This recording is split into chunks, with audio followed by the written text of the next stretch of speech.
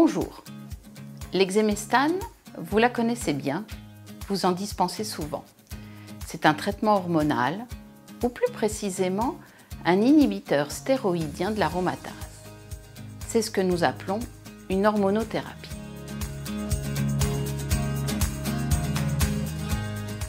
L'exemestane est indiqué dans le traitement adjuvant du cancer du sein, invasif, à un stade précoce, exprimant des récepteurs aux œstrogènes.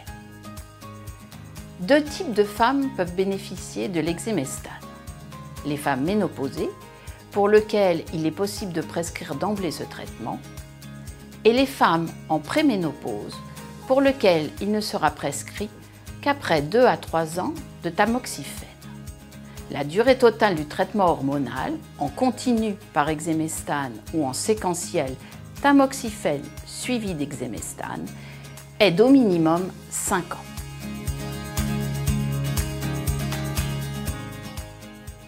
Le mode d'administration est simple. Un comprimé par jour, de préférence après un repas, en traitement continu. Malgré ce mode d'administration simple, de nombreuses femmes arrêtent leur traitement avant les 5 ans. Cette mauvaise observance a été mesurée pour une femme sur 2 environ, pouvant remettre en cause l'efficacité de l'exemestane, voire favoriser une rechute. Un des enjeux actuels des professionnels de santé est de vérifier la bonne observance des patientes, voire de la favoriser. La posologie est de 25 mg par jour. En cas d'oubli, prendre la dose si vous avez un retard de moins de 12 heures. En cas de vomissement, il ne faut pas prendre de prise supplémentaire, mais attendre la prise suivante. Les comprimés doivent être avalés entiers avec un verre d'eau, sans être écrasés, coupés ou dispersés. La conservation de la spécialité, comme vous le savez, doit être maintenue à température ambiante.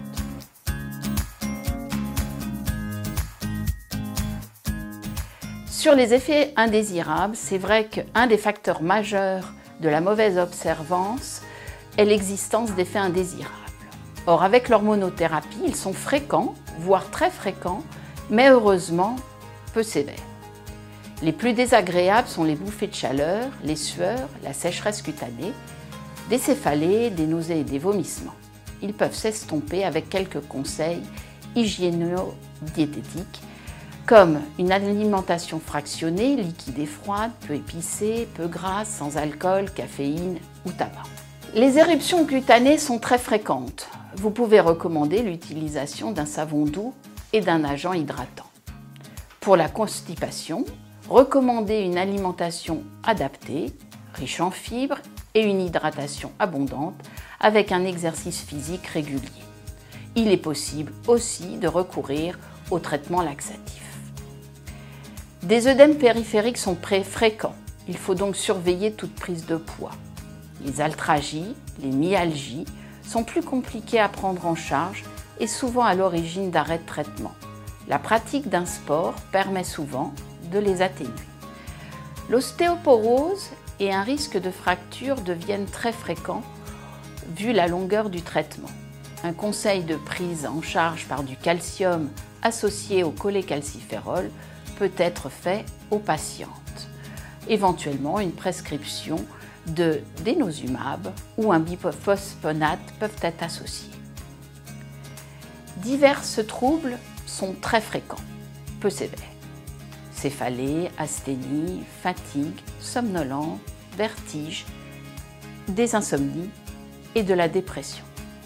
On observe des augmentations des azates, des alates, des gamma-GT, de la bilirubine qui nécessitent une surveillance du bilan hépatique de façon régulière. Des troubles hématologiques à type de thrombopénie ou leucopénie sont rares et nécessitent aussi une surveillance du bilan sanguin. Aucune adaptation de la posologie n'est nécessaire en cas d'insuffisance hépatique, en cas d'insuffisance rénale ou pour les patients les plus âgés. En cas de préménopause, une contraception est obligatoire pendant tout le traitement et bien évidemment, l'allaitement est contre-indiqué. Il y a peu d'interactions médicamenteuses avec l'exemestane. Il est néanmoins prudent de ne pas les associer aux inducteurs enzymatiques au risque de diminuer l'efficacité. L'inhibition spécifique du cytochrome 3A4 n'a montré aucun effet significatif sur la pharmacocinétique de l'exemestane. Avec les inducteurs puissants du cytochrome 3A4, on observe une diminution des concentrations plasmatiques pouvant amener à un risque d'échec thérapeutique. On peut citer quelques antiépileptiques, carbamazépine, phénitoïne, phénobarbital, des antibiotiques, rifampicine, le bosentan. Il ne doit surtout pas être associé à des aliments ou compléments alimentaires contenant des œstrogènes, notamment ceux pour aider à supporter la ménopause, au risque de diminuer son efficacité, donc comme des phytoœstrogènes contenus dans le soja, le ginseng, l'acté, le gâtillier, le trèfle, le lin ou le houblon. Les interactions avec la phytothérapie sont possibles. Il est préférable d'éviter de consommer ces aliments pendant la durée du traitement.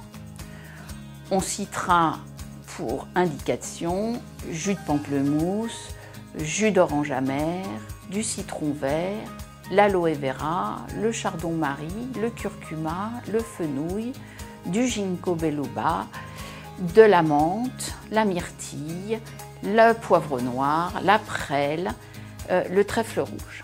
De même, il ne faut pas utiliser ou manger des inducteurs du cytochrome 3A4 comme le millepertuis, l'ail, l'aubépine, la menthe ou la sauge.